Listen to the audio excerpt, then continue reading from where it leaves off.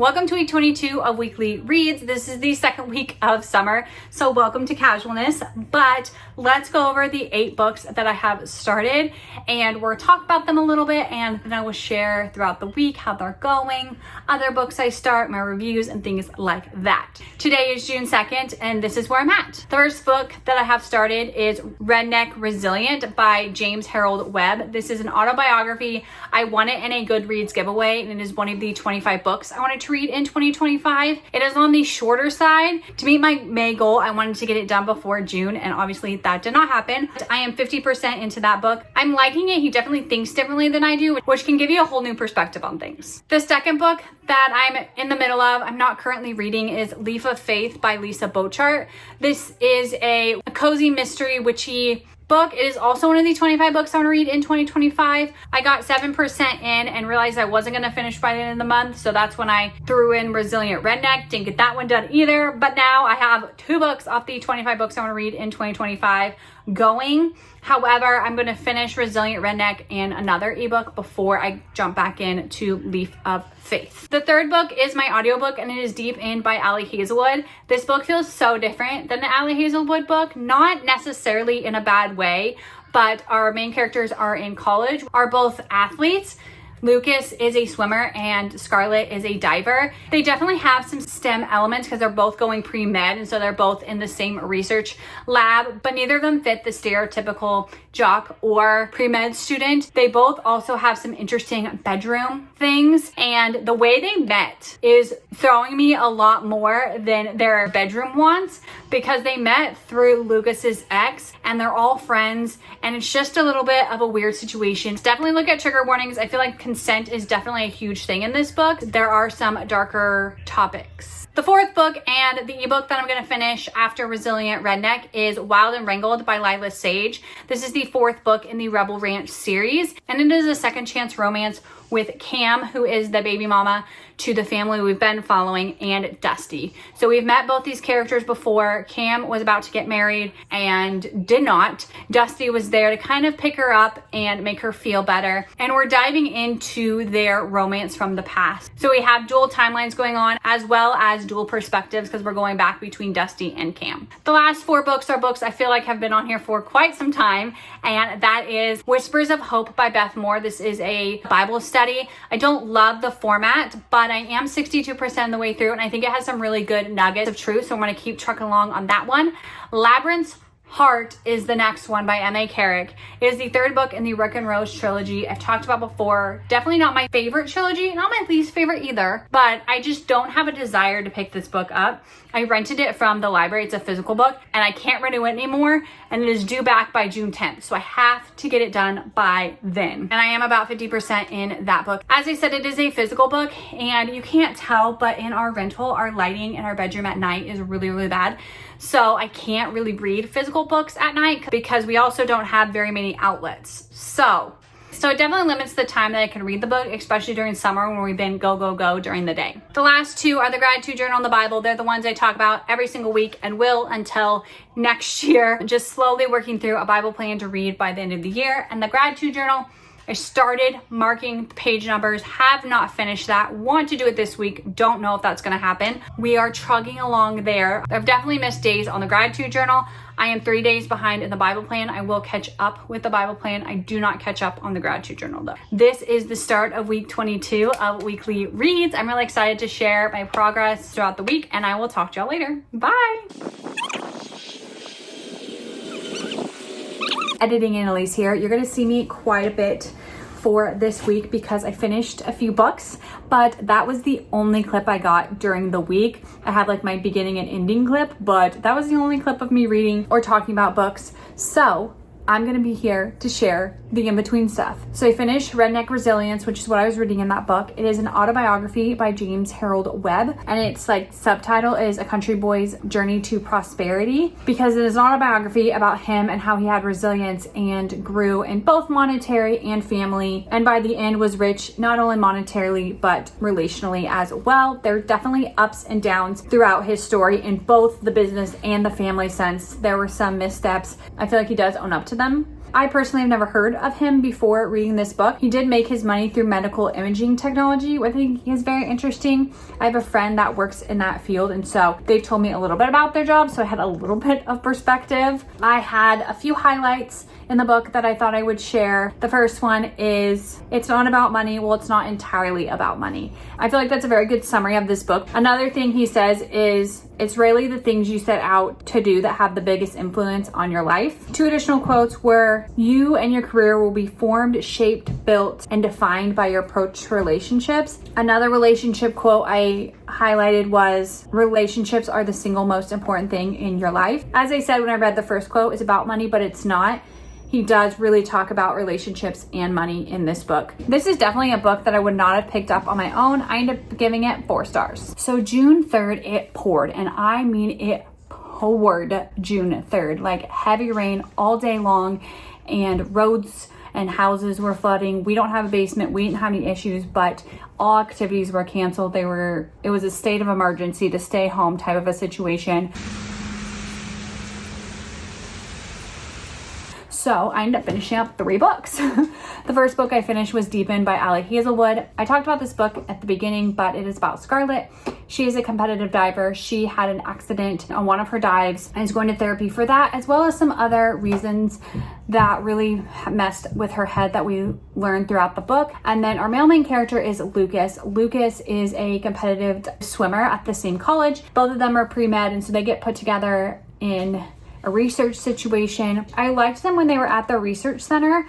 The swimming was a little bit weird for me because they were kind of dating in secret, because one of Scarlett's only friends, Penn, is Lucas's ex, but Penn knew about them, but there was this like image they had to create. It was a very weird situation that I felt like got in the way of their story. I think we've taken Penn and that whole situation out. I'd have liked the story a lot more. It is a spicy book, but the 2 characters communicate really well, and that's kind of how they get set up in the first place, is they have the same likes in the bedroom. And I ended up giving that book 3.75 stars. That was an audiobook, and I finished it pretty early on in the day, and so I started The Lion, the Witch, and the Wardrobe, which I ended up finishing in one day. I listened to audiobooks on double speed, and like I said, we were stuck inside all day long. We had a very chill, movie, relaxing day. This book is about Peter, Edmund, Susan, and Lucy. As the war begins, they are sent away to live in the countryside with an old couple. They're playing hide and seek, and Lucy ends up finding Narnia, which is a special magical place.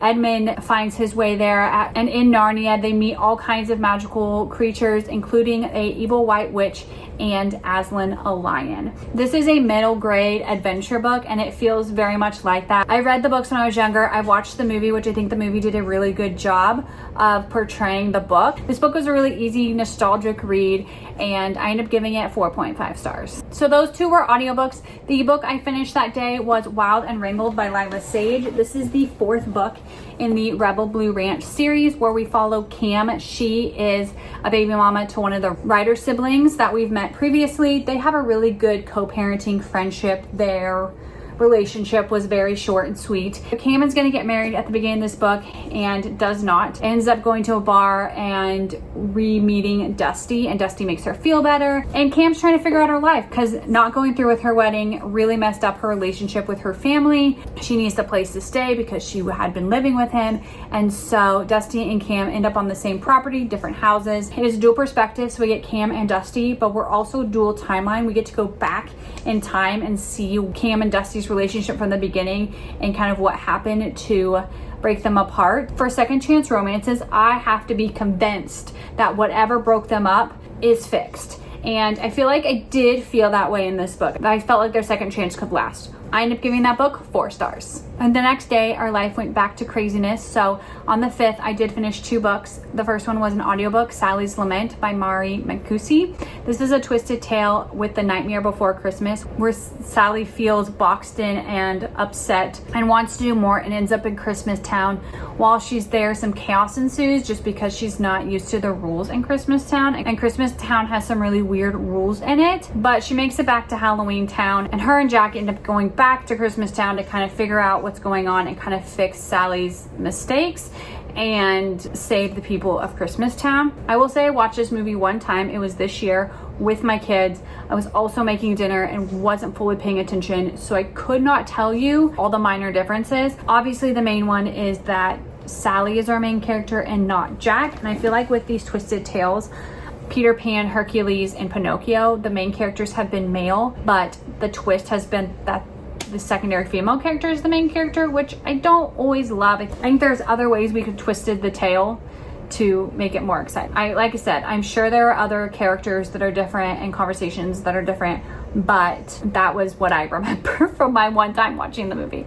I ended up giving it 3.5 stars. The second book I finished was my ebook, and it was Watch Me by Tahereh. This is a spin-off or a continuation of the Shatter Me series, where it is 10 years later, where James, who we met in the Shatter Me series, is older and feels like he can take on the world and ends up on an island with the enemy. And then we meet Rosabelle. She is our female main character. She is on the island, not necessarily by choice. The way she's grown up, she is very protective of her sister, and the way to keep her sister alive is to do things that she wouldn't necessarily want to do. They ask her to James when he's there, but James has some powers and it does not go as planned. But then the reestablishment or the enemy is trying to figure out a way to put this in their favor, and they need Rosabelle's help again. You're not sure what all is going on in their minds and the plans and all the conversations that they've had at the end of this book, because it is the start of a new series and I'm really excited about it. It was so fun to see all of the characters from Shatter Me, but then having new main character